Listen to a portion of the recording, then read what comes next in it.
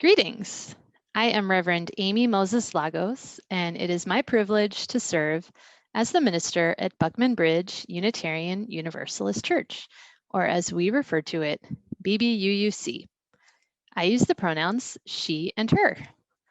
BBUUC is located on the ancestral land of the Timucuan people. Welcome to our Sunday morning worship service. We are coming to you from our YouTube channel. This is one of the many ways we are staying connected during this time of social distancing. We will continue to offer virtual worship programming until we can safely resume services in our church sanctuary. In addition to worship, we are continuing other opportunities to connect through our Zoom platform, including classes, small group ministries, children's chapel, parent groups, and coffee conversations. Keep an eye on the church website, calendar, Facebook page, and your email for more information on the various ways we can be the keepers of the flame with the interconnection, care, and love that is at the heart of our Unitarian Universalist faith. If you are visiting with us and want more information about Unitarian Universalism, please refer to www.uua.org.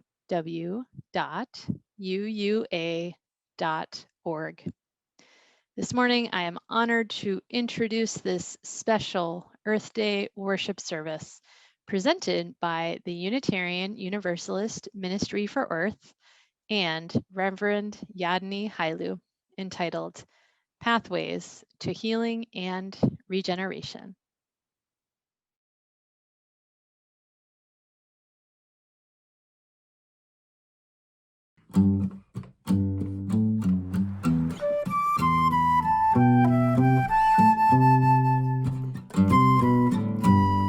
This old world may be sleeping, but we have been dreaming of a brighter day. Some of us keeping our minds on the reason. Beautiful season is coming our way. Today could be the day. Hey, little flower, you've got the power to push through green blankets. You're ready to grow. Hey there, sweet bluebird, tell me what you heard. I want to sing that great song that you know. Wake from your slumber and try to remember a time when we all were together as one. A new day is coming, yes, there will be sunshine. Wipe away teardrops, springtime will come.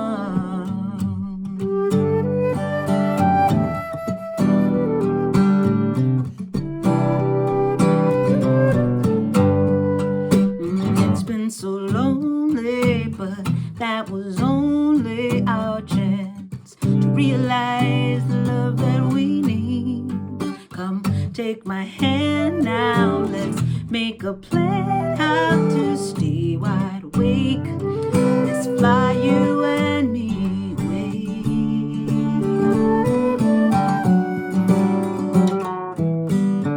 Wake from your slumber and try to remember a time when we all were together as one. A new day has come, tell me you feel the sun. Wipe away teardrops, springtime has come.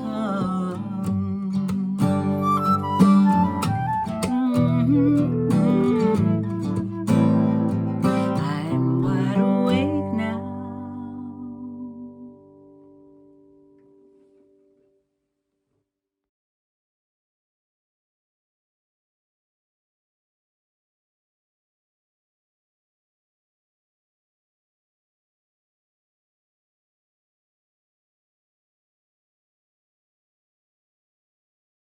Let us begin by offering greetings to the seven directions, acknowledging the world in which we live. We turn to the east,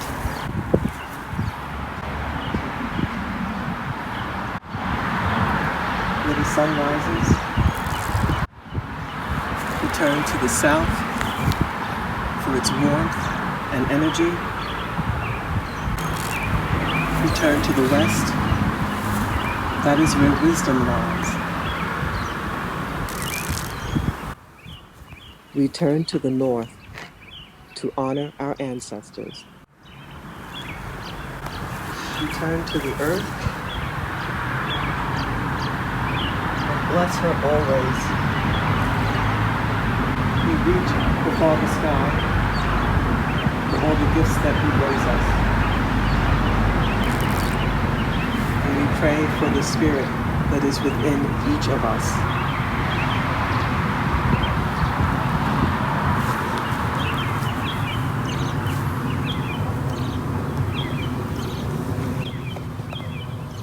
And we acknowledge this land, which is Lenape land, the ancestors who are still with us and have always been.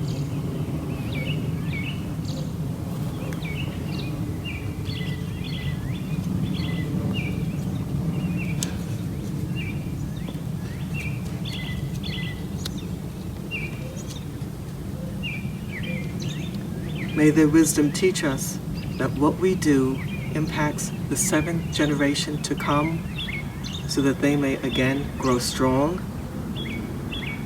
and lead us to wisdom. And now we will light the chalice. Chalice is, of course, a symbol of our Unitarian Universalist faith,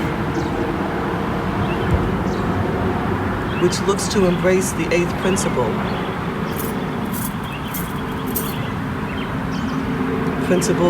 that recognizes diversity, multiculturalism, and asks us to seek out ways to end white supremacy. We honor all of the elements of the earth: the water from the spring, the feathers from the bird of the air, indicating air flow. We have soil. We have fire. We need all of these to live. Aho.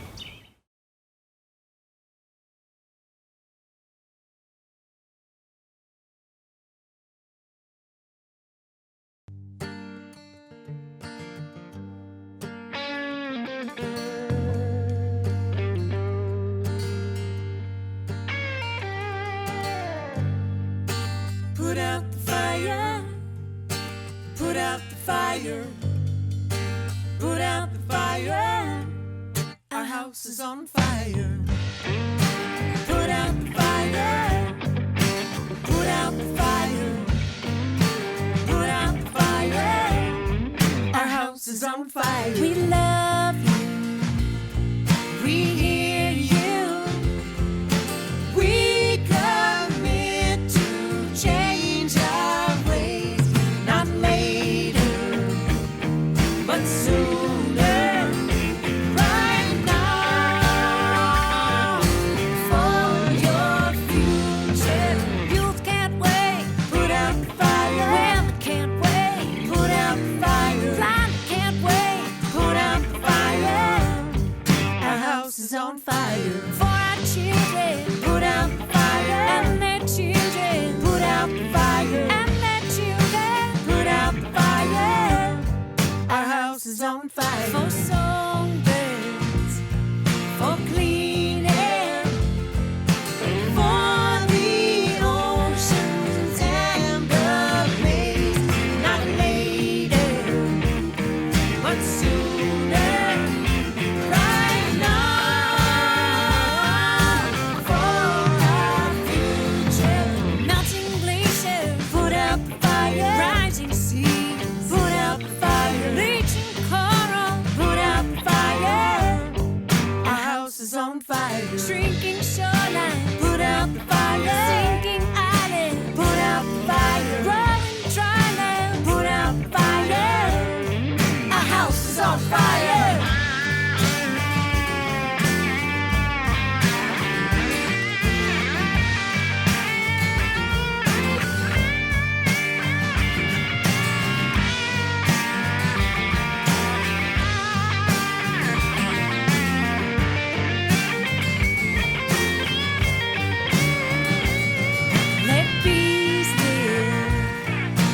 trees grow. Let the snow fall where it may, not later, but sooner. Right now, for the future. Right now, for the future. Right now,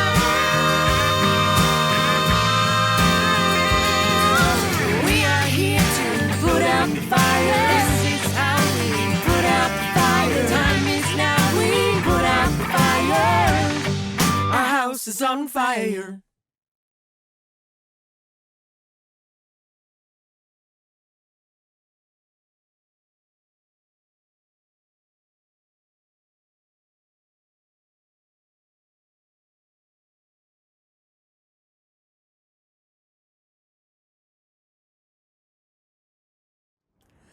Hello, I'm the Reverend Elizabeth Mount, and I'm here to tell you about the sweet story of a honeybee.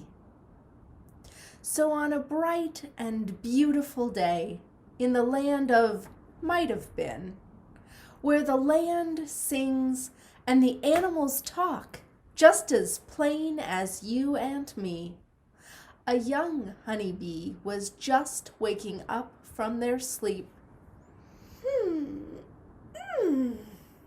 Now this honeybee was a drone. As you might know already, there are in a honeybee hive just one queen of the hive, several consorts of the queen, and many, many drones who are the workers of the hive. Well, this young drone, appropriately named Beatrice, had just grown up enough to take their first flight out of the hive to begin harvesting the nectar and the pollen that bees need in order to feed themselves and to make honey to store for their winter food. Beatrice was so excited about their first flight and just buzzed off to begin gathering nectar, coming back as fast as they could fly with a full tiny basket of pollen and all the nectar it was possible to carry. Again and again, Beatrice zipped off to fill up and zoomed back like the tiniest little superhero, just swooshing and swishing through the air. By mid-afternoon, Beatrice was very tired from all of this zipping and zooming about, and not a little cranky, too. It had only been one day, but bees don't live very long. And, well, Beatrice was concerned at how small the pile of pollen was, how very little nectar she seemed to have gathered for the hive. Beatrice stopped to rest for a moment near an elder drone by the name of Abigail. One drop, and not even a big drop, Beatrice pouted. Yes, one small sweet drop, Abigail replied, but in a much different tone of voice. Yes, it looks small, and in your entire life, you'll probably gather no more than enough nectar for 1/12 of 1 teaspoon of honey. Then why even bother? Asked Beatrice. It doesn't seem like I make much of any difference at all. Well, said Abigail, if we all gave up, then what would happen? Well, I guess there wouldn't be any more honey or pollen, and then the queen would stop having babies, and the young would stop being fed, and the colony might die off. That's right, said Abigail. You only make a small bit of honey, But that small amount, and my small amount, and all of our drone comrades together, we make as much as 6 or 10 gallons of honey every year. So much that without tending from a beekeeper, we could fill up a hollow tree or a vacant hive, and we'd have to move on every couple of seasons. It turns out that everyone's small effort is the only way to sweet success for this hive and for all honeybees. Wow, said Beatrice. I guess I'd better get back to doing my part. Well, said Abigail, that's not quite right either. Rest for a moment and gather yourself. Make sure you're fed and well before you go back out there. You see, everyone's effort is necessary, but it also matters that you're well nourished and sustained and that you have fun. Don't just gather the pollen as fast as you can. Stop to smell the flowers too. You'll be happier, and the whole hive will benefit from it because you'll be part of a whole community that's healthy and well. Oh, said Beatrice, but don't we need to get as much honey as possible for the winter? Abigail paused a moment because this was a tender lesson to impart. The answer is yes and, really, said Abigail. The truth is that honeybees only live for a few weeks, and neither you nor I will perhaps ever see the winter time. But what we gather and how we choose to be in this time, that will leave a legacy for the future. And we'll teach the bees who come after us how to be a bee. And with that, Beatrice understood, and Bee and Abby shared a tiny cup of tea, sweetened with an even tinier drop of honey. And they watched the wind and the sunshine play over the flowers before going back to work, a bit wiser and better for their conversation. I hope this story makes you feel a little wiser and better and more ready to be a part of your community of resilience. Blessed be. Today, we are grateful for many things. Here in community, we call them to mind and speak aloud some of the things that bring us joy, as well as the concerns and sorrows for loved ones and friends that we hold dear. We encourage our members to share with our community during worship by sending your joy or concern to the church office. We light a flame for Caitlin R.'s friend, Marilyn, who lost her mother in Honduras early one morning, and later that day in Miami lost her son unexpectedly as well. She is utterly devastated. She lived alone with her son and is now left on her own. She can use all the good thoughts and love that we can send her. We light a candle for Wade H., father of Peter H., who recently fell and broke his leg and hip. After a stay at the hospital and a rehabilitation center, he has happily returned home and is recovering. We light a candle for Cheryl S., who shares that her brother-in-law had open heart surgery a few days ago. Family members are concerned about the surgery and complications his diabetes could potentially cause regarding his healing. We light a candle of joy for Ted and Dixie C. The Keytruda is working. The tumor in Ted's lung has shrunk and no new tumors are anywhere in his body.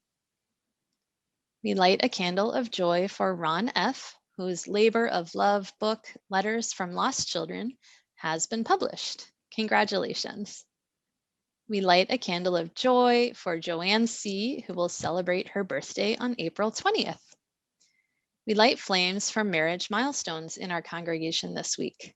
The first for Dale and Linda C., whose anniversary is today, April 18. Another flame for Eileen and Brantley M., who will celebrate on April 21st. And a final anniversary for Stacy A. and David F., who celebrate their anniversary on April 22nd. We light this final candle for all those joys and concerns that remain in our hearts unspoken, knowing the life and experience of every person matters, and together our lights shine brighter. For the joys shared, we join you in celebration. For the sorrows and concerns spoken here, may you feel our sympathy and compassion. For all that remains unspoken, both joy and sorrow, may the caring of our community offer you both kindness and hope.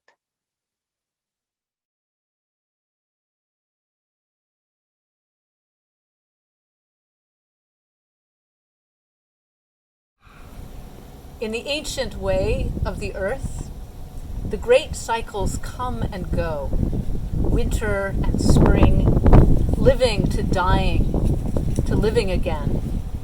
Winter trees awakening, insects coming out of their long sleep in last year's leaves, hawks courting on the wing, making wild love in the spring sky.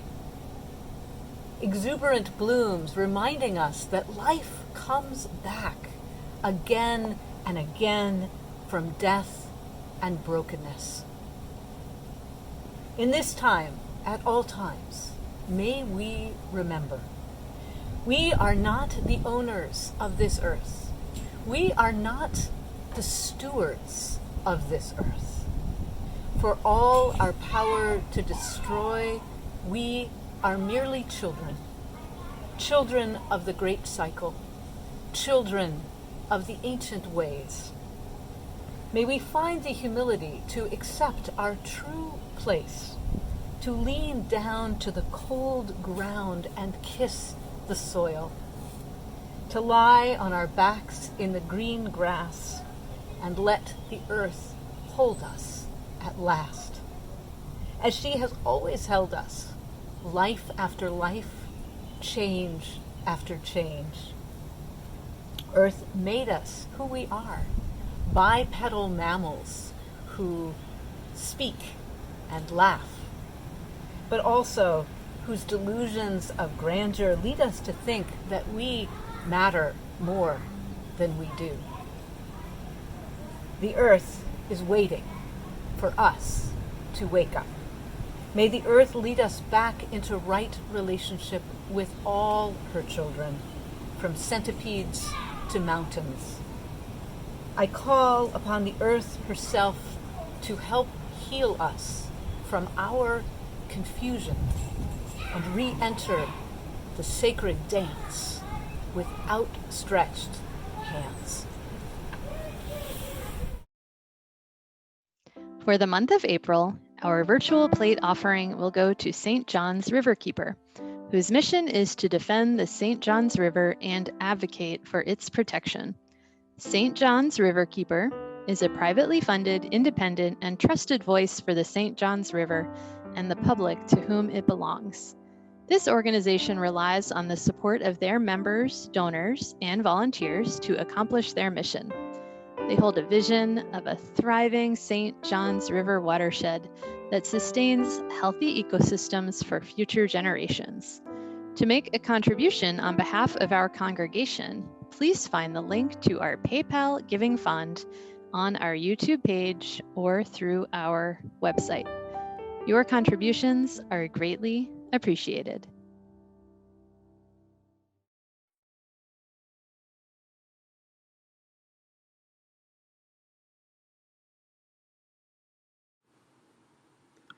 Today we have taken inspiration from Greta Thunberg, who is a young Swedish female autistic climate activist whose speech at the World Economic Forum in 2019 inspired the song by Emma's Revolution, "Our House is on Fire."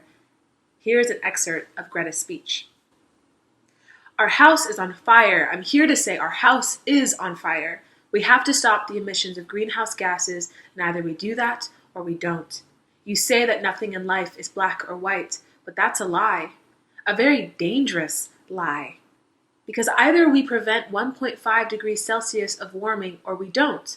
Either we choose to go on as a civilization or we don't. That is as black or white as it gets. Greta is clear. She is practical. I respect it. Greta says we must shift nearly every aspect of society urgently to attempt survival as a species on this planet.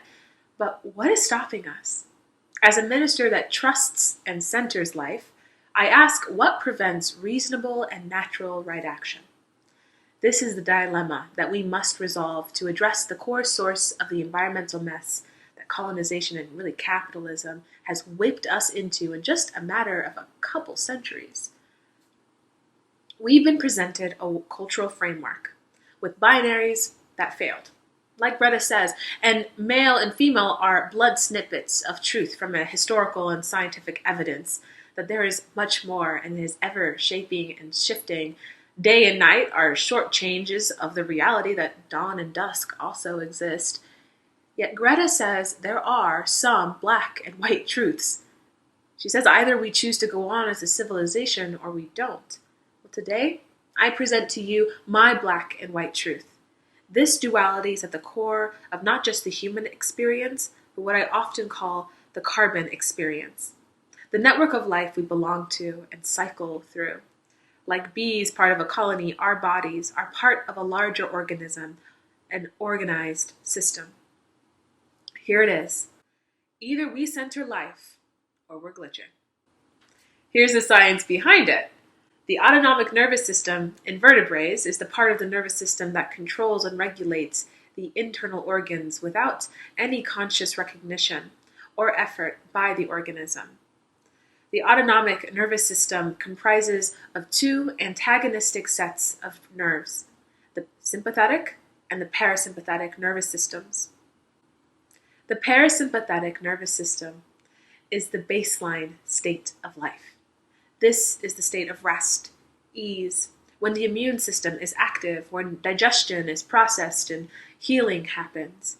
The sympathetic nervous system is the need-based mode for survival. You've probably heard of it as fight, flight, freeze, and collapse. And it's when most of the organism's energy is targeted to survive. I call it a lunge for life. And frankly, it makes me pontificate. The poetry of organisms that are pre-programmed for life, preservation, and protection. And how it could have gone so wrong. Well, unlike wild plants and animals, humans have an uncanny ability to disrupt the completion of the sympathetic nervous system. And basically, we glitch. We get stuck in the sympathetic system as trauma isn't allowed to process and return to the parasympathetic. That energy becomes traffic jammed in our bodies, throwing off our reasoning, our processing, our perspective, our physiological regulating abilities. In short, rest and survival are the two systems that construct and sustain life. And so either we are centering life or we're glitching. If we desire to sustain life, if we desire to save our chance at inhabiting this planet, to defend all human black bodies, indigenous bodies, people of color, disabled, queer, women, trans bodies, if we desire justice and equity in our social order, we must restore these two systems in our bodies and in our cultures. Because our culture glamorizes hustle and busy and avoids rest. We believe excess isn't enough, and there isn't enough for everyone. We think that hoarding wealth and resources is just the name of the game, instead of ecosystem sabotage.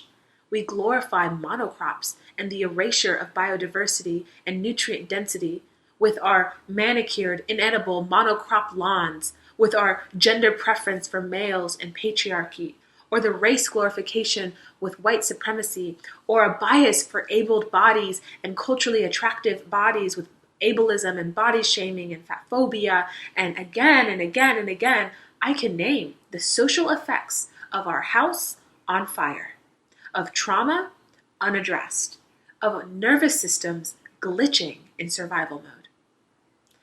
Today and onwards, let us be clear in curating pathways to healing repressed energy. Because what we are doing outside of our bodies, we are also complicit within them. Do you get what I'm saying? I'm saying hurt bodies.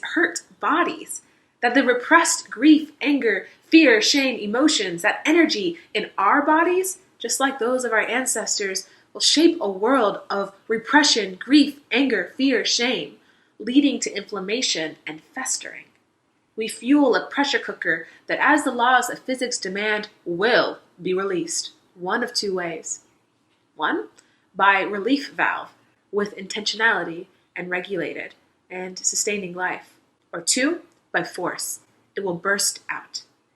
This pressure cooker of repression inside ourselves mirrors what we have turned our atmosphere into, stuffed with greenhouse gases, heating us all up. It is outside as it is maintained inside. Our house is on fire, y'all, and the source is us. The diagnosis is clear. Hurt bodies, and our relationship to life as Homo sapiens still easily can skew towards self-sabotage. So we must build a lifestyle of healing, constantly bolstering our resilience and addressing emotions as they present themselves. This is our call. Leah Morris gave us the equation in their song titled Spring Thing, and in the chorus, Leah sings beautifully, "Wake up from your slumber, try to remember a time when we all were together as one. A new day has come, tell me you feel the sun. Wipe away teardrops, springtime has come. I'm wide awake now." Let us explore this chorus to identify our pathways to healing. First, Leah implores us to wake up from our slumber, just like Greta urges and Emma's Revolution sings. Our house is on fire. But how is the question? Well, each of these guided invitations that follow are experiences, and I'll break them down. Please make note in your body how you feel and what comes up. Make note what pings true in your bones and what your body asks for to continue healing. First, Leah invites us to try to remember a time when we all were together as one. Y'all, I want to start with the basis that the earth is not exotic, it's not foreign. The earth isn't even really outside or other from ourselves. It isn't a gift to us or something we must rile up abstract empathy for as a separate object. We are the Black Earth itself. This is the roots of my community ministry for and by Black millennials and Gen Zers, to describe and support an ecosystem of spiritual wellness and to center life. Though we are not only our bodies unite us with all carbon in a shared experience of returning to healing and wholeness, with other human bodies, animal bodies, plants and soil bodies. And if at the core of your cosmology, you lack clarity of our oneness in a real and tangible way, let me read you this excerpt from a book I've recently read. Once upon a time, there was a universe. We're not sure about how it started or whether there is a reason, but we are pretty sure that during the first sliver of a trillionth of a second, it expanded very rapidly, so that for the most part, it looked the same in every direction and looked the same from every position. It was sameness everywhere, except that particles started to blip out of nothing due to random fluctuations caused by quantum effects. Maybe in space-time, we're still not sure about that. Then again, we're not super sure about this either, but for some reason, those particles formed more matter than antimatter. That process started to form structures, and from those structures, stars formed. Then the stars got old. Some of them died in super epic, rather fabulous fashion, and they exploded into supernova, making heavy elements like carbon and oxygen in the process. Those elements went on to be the basis for all life on Earth. Neil deGrasse Tyson quite beautifully says We are stardust brought to life by the universe so that the universe can figure itself out. Try and remember a time when we all were together as one, and do this often, my loves. Leah goes on, a new day has come. Octavia Butler has rooted the ultimate truth of change throughout her Parable of the Sower series, where protagonist Lauren Olamina observes and explains a theology resilient and relevant in a chaotic and tragedy-filled society. Let's meditate on it.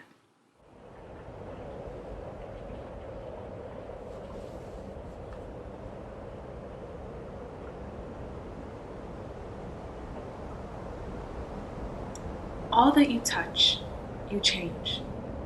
All that you change changes you. The only lasting truth is change. God is change.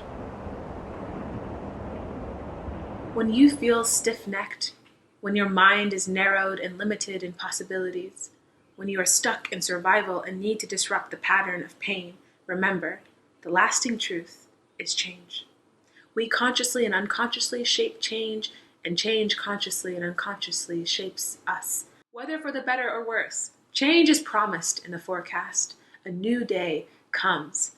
So now, what can we do with it? When Leah sings, "Tell me you feel the sun," I hear them asking us to remember in the midst of change, in our bodies, the shared blessing of pleasure. That ease and rest, the liminal space where we heal and restore our souls. So let me tell you a memory I revisit often to tap my body into ease and the parasympathetic.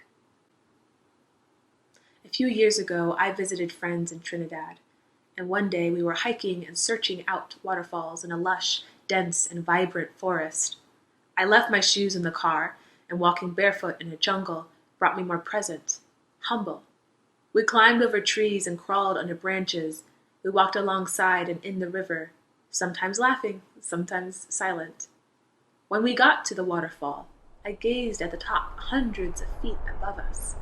I swam out and sat under the falls, and hundreds of gallons of water shook my body and cleared my mind. I slipped back into the pool, crafted by nature, filled with the crashing water, and followed my body's instinct to float on my back. In moments that felt like forever, with my ears under the water, I could hear the waterfall churning, my heart beating, engulfed in life, vibrant and pounding, and I felt ecstatically connected. My eyes looked up at the tree canopy with slivers of sunlight dancing through. I felt, in that moment, I was in a familiar dream. I was not my body. I couldn't feel where I ended and the water, the wind, the sky, the trees began. It was connection, peace, and fullness. So much I didn't notice warm salt water leave my eyes and join the overflow all around me.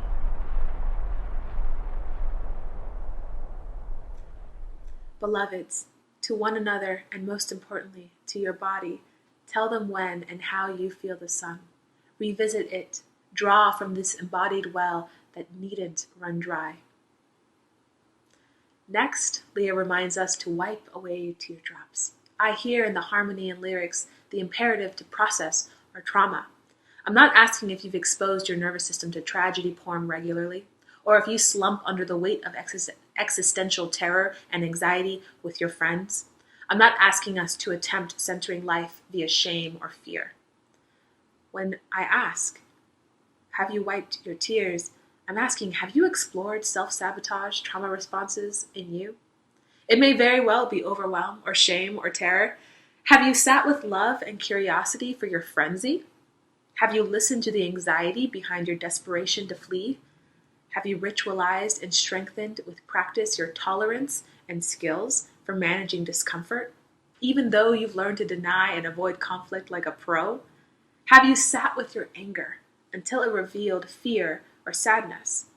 Then, have you stayed as your body, your carbon-made, life pre-programmed body, witnessed as it processed the obstacles to wholeness and digested stuck and festering emotions?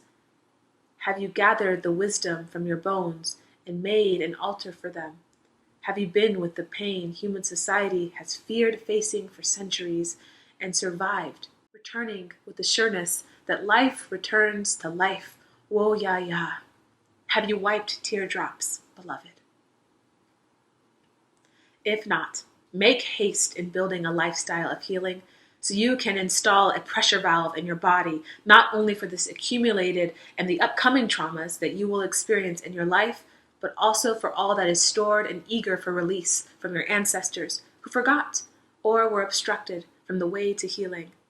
This is our teleological imperative, first to flourish, and second to heal any obstacle to flourishing. Finally, Leah sings, "Springtime has come, I'm wide awake now." In short, rinse and repeat. This is a lifestyle of remembering and returning, of processing and acknowledging. It is the motion from rest to survival and back again that we access the fullness of our life force energy. We are awake and able to put out the fire. So remember our oneness and the inevitability of change. Soak your body regularly in organic and earnest pleasure and rest. Make spiritual the lifestyle of healing. Then repeat, beloveds. Each one of us has the power to shape change and widen the pathways for healing for all life. May you remember you are beloved, and go forth and be love. May it be so.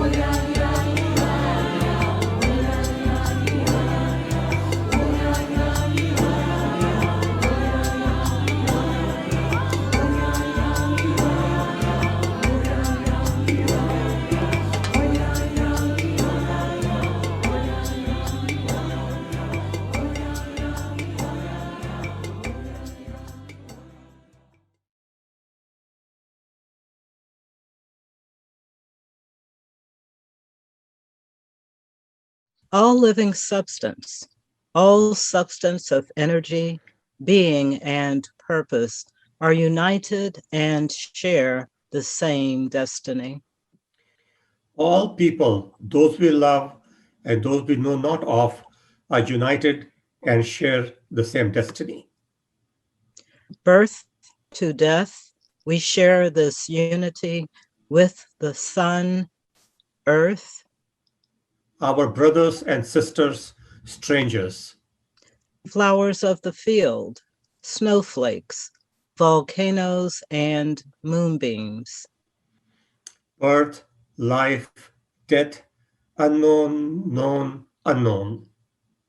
Our destiny, from unknown to unknown. May we have the faith to accept this mystery and build upon its everlasting truth. Amen, Amin, Akshay.